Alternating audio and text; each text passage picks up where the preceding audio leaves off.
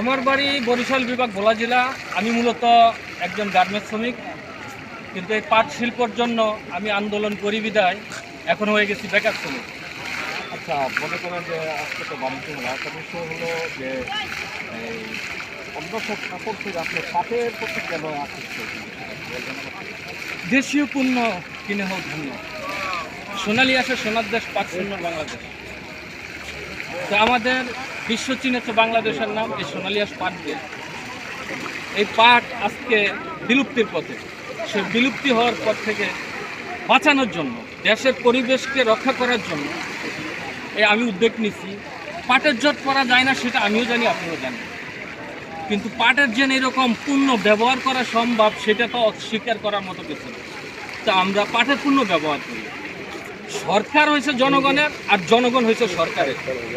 সরকার যদি আমাদের পাটের উপরে ভালোভাবে নজর দেয় তা আমি মনে করি এই কাপড় না আরও ভালো কিছু ওয়াশ করে আরও তৈরি করা সম্ভব। দেখেন, আমাদের প্রজন্ম সোনালি আসার নাম জানি, আমাদের পরবর্তী প্রজন্ম যারা আসবে তারা মনে হয় না সোনালি আসার নামটা ঠিক করতে চায়। তো আমি সরকার, প্রশাসন, জনগণকে আমি দৃষ্টি আকর্ষণ করছি, আসুন আমরা পলিথিন বর্জন করি, পাটের পণ্য ব্যবহার করি। এই পাট আমাদের প্রধান অর্থকারী ফসল। দেখেন, আদম জুট মিলের মতো ফ্যাক্টরি বন্ধ হয়ে রয়েছে। কারণ কি?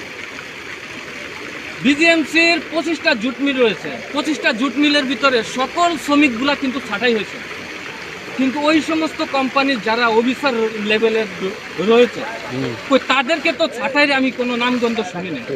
কেন আমি জানতে চাই। দেখেন, 2 যুগ হয়েছে প্লাস্টিকের পলিথিন অবৈধ ঘোষণা করছে। অবৈধ ঘোষণা করার পরও কিন্তু সেই পলিথিন ওপেন মানুষে ব্যবহার করে। কেন? আমাদের দেশের মাটি ও পরিবেশকে ক্ষতিগ্রস্ত করছে প্লাস্টিকের পলিথিন। তা আমি সকল সচেতন নাগরিকদের প্রতি উদাত্ত আহ্বান জানাবো, বারবার একই কথা বলি, আসুন আমরা সবাই পলিথিন বর্জন করি, পাটের পণ্য ব্যবহার করি। দেখেন, যাদের কারণে আজকে আমরা এই লাল সবুজের বাংলাদেশ পেয়েছি, যাদের কারণে আজকে আমরা এই বাংলাদেশ নামে একটা দেশ পেয়েছি, তারা তো দেশের জন্য জীবনে দিয়েছে। অনেকে বলে গরম হইলে আপনি কেন করেন? আর ভাই, এটা তো আমি 2020 সাল থেকে বলি। আমি কোনো জাতীয় প্রোগ্রাম হোক, যেখানে হোক, আমি যখন কাজের ফাঁকে সময় পাই ওটুক করে আমি কিন্তু এলাকাভিত্তিক অথবা সারা বাংলাদেশে আমি চেষ্টা করি কিন্তু এই পাটের পণ্যটা, সচেতনমূলকটা আমি কিন্তু তুলে দেবো। আমার আর কোনো চাওয়া পাওয়া নাই, যাতে এখন বেকার শ্রমিক এই পাটের জন্য আরও যদি কিছু ত্যাগ স্বীকার করতে হয় তো আমি যদি তার ত্যাগ স্বীকার করতে।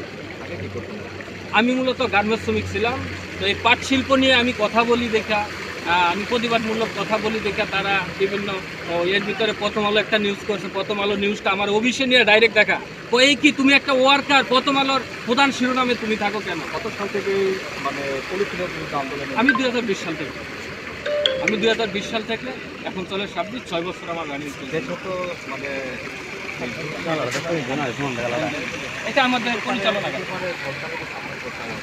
দেখেন, সরকারের কাছে কয়েকদিন আগে আমি একটা কথা বলছি, আমাকে 1 মাসের জন্য কিন্তু পাট মন্ত্রণালয়ের দায়িত্ব দেখেন, কিন্তু আমি চ্যালেঞ্জ করছি কিন্তু 1 মাসের ভিতরে কিন্তু যেই সমস্ত বন্ধ জুট মিল রয়েছে ওই সমস্ত বন্ধ জুট মিলগুলো কিন্তু চালু করে। কিন্তু আমাদের পরিচালনা ঘাটতি। আমাদের ওই যে আমি কিছুক্ষণ আগে বললাম, কিন্তু কারণ বাজারের মতো 2-1টা জায়গায় এসে প্লাস্টিকের পলিথিন অবৈধ ঘোষণা করে 2-1টা দোকান থেকে কিন্তু অভিযান চালিয়ে বন্ধ করা যাবে না। বন্ধ করতে হবে মেইন ফ্যাক্টরি থেকে, ফ্যাক্টরিগুলো বন্ধ করতে হবে, তখন কিন্তু আমাদের দেশটা পরিবেশ বান্ধব হবে। দেখেন, পাট শিল্পটা আমাদের পরিবেশ বান্ধব। আগের মতো ভাই পাট শিল্প কৃষক করে না। প্রধান আমাদের কৃষক হয়েছে উন্নয়নের টাকা, সে কৃষকরা কিন্তু অবহেলিত বঞ্চিত। আজকে বাণিজ্য মেলা আমি গতবারও ছিলাম, আগেও ছিলাম, বাণিজ্য মেলা আসি। এই তো এই মেসেজটি দিতে যেত এখানে পাটের পণ্য অনেক কিন্তু দেশীয় আন্তর্জাতিকভাবে কিন্তু অনেক ক্রেতারা আসবে, তো তাদেরকে আমি জিনিসটা একটু দেখলাম, এই যে আপনাদের মাধ্যমে সকলকে কিন্তু আমি জানাইলাম, ধন্যবাদ দেবো। কিন্তু আমার যদি চেহারাটা না দেখান, অনেকে মনে করে কিন্তু আমি ভাইরাল হওয়ার জন্য আছি। আরে ভাই, ভাইরালের জন্য যদি হতাম তো আমার নিজস্ব একজন ক্যামেরাম্যান থাকতো, নিজস্ব একটা আমার ফেস থাকতো। আমি শুধু একটা ফেসবুক আইডি চালাই, ওই কে কি দিল না দিল এটা আদান প্রদান করার জন্য। কিন্তু আমি ধন্যবাদ দেবো যদি আমার চেহারাটা না দেখান, শুধু পাট নিয়ে আপনারা লেখেন, পাট নিয়ে একটু প্রতিবাদ করেন।